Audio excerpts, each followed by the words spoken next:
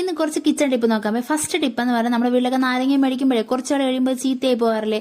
അപ്പോൾ ഇനി ചീത്തയാവാതിരിക്കാൻ വേണ്ടി ഇതുപോലൊരു പ്ലാസ്റ്റിക് ഡപ്പയ്ക്കകത്ത് നാരങ്ങയിട്ട് നിറയെ വെള്ളം ഒഴിക്കുക. എന്നിട്ട് നല്ല ഇറുക്കി മൂടി ഒന്ന് ഫ്രിഡ്ജിനകത്തേക്ക് വെച്ചോ.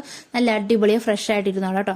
രണ്ടാമത്തെ ടിപ്പ് എന്ന് പറയുന്നത് നമ്മൾ മസാലയൊക്കെ ഇതുപോലെ കുഞ്ഞു കുഞ്ഞു ഡപ്പയിലായിരിക്കും തട്ടി വെക്കാറ് മിക്കവരും. അപ്പോൾ ഇത് കുറച്ചാൾ കഴിയുമ്പോഴത്തേക്ക് എപ്പോഴും തുറക്കി അടയ്ക്കുകയും ചെയ്യുമ്പോഴേ നമ്മുടെ മസാലയിൽ കട്ടയായി പോകാറുണ്ട്. അപ്പോൾ ഇനി കട്ട കെട്ടാതിരിക്കാൻ വേണ്ടി കുറച്ച് ഉപ്പ് ഇതുപോലെ മിക്സ് ചെയ്ത് വെച്ച് കൊടുത്താൽ മതി. പിന്നെ ഒരു കാര്യം ശ്രദ്ധിച്ചോളണം, കറിയിൽ ഇടുമ്പോഴത്തേക്ക് നോക്കിയും കണ്ടൊക്കെ ഇട്ട് കൊടുക്കണം കേട്ടോ. കാരണം ഇതിൽ നമ്മൾ ഓൾറെഡി ഉപ്പിട്ട് വെച്ചിരിക്കുകയാണെന്നുള്ള ഓർമ്മ വേണം. അപ്പോൾ നമ്മുടെ മൂന്നാമത്തെ ടിപ്പ് നോക്കാം. മാവൊക്കെ ഇച്ചിരി കൂടുതലായിട്ട് നമ്മൾ ഫ്രിഡ്ജിൽ ആട്ടി വെക്കുകയാണെങ്കിൽ 2 ദിവസമൊക്കെ കഴിയുമ്പോഴേക്കും നല്ല രീതിയിൽ പുളിപ്പൊക്കെ വന്നു തുടങ്ങും.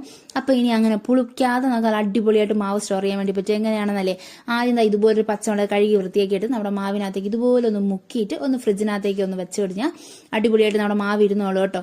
അപ്പോൾ ഈ ടിപ്പ് എല്ലാവരും ട്രൈ ചെയ്ത് നോക്കണം. എന്തായാലും സക്സസ്ഫുൾ ആയിരിക്കും. കാരണം ഞാൻ ഈ സ്ഥിരം ചെയ്തുകൊണ്ടിരിക്കുന്ന പരിപാടികളാണ്.